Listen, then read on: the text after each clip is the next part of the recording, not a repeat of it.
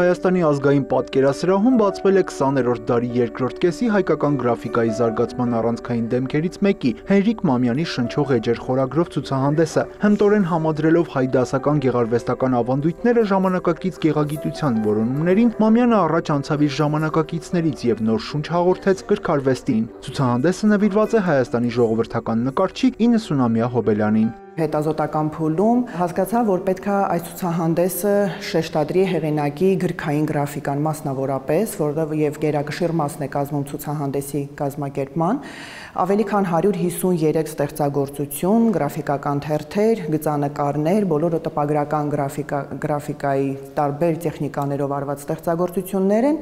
ինչպես նաեւ առանձին մի սրահ ներկայացնում են կրոնական թեմայով հեղինակի ստեղծագործությունները։ Արվեստաբանի խոսքով Մամյանի գրաֆիկան աչքի է ընկնում գծի արտահայտչականությամբ։ Ցուցասրահներում ներկայացված են Հովհաննես Թումանյանի, Ավետիք Իսահակյանի, Եղիշե Չարենցի, Լևոն Շանթի, Վահագն Դավթյանի եւ այլ հեղինակների գրքերի մամյանական նկարազարդումները։ Սրահից սրահ այդ շնչող էջերը հենց ոչ միայն այն զուտ գրքային էջերի այդ շունչն է, այլ այստեղ արդեն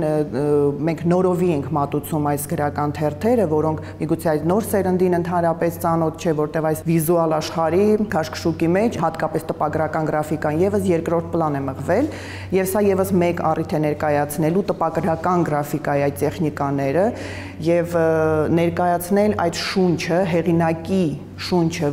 Արվեստագետի հարուստ ստեղծագործական ժառանգությունը գրքային նկարազարդումները, գծանկարները, ինչպես նաև կրոնական թեմաներով մոնումենտալ գործերը հավաքագրվել են Հայաստանի ազգային պատկերասրահի Մայրաթոր Սուրբ Էջմիածնի, Ավետիք Իսահակյանի տուն-թանգարանի եւ ընտանիքի մասնավոր հավաքածուներից։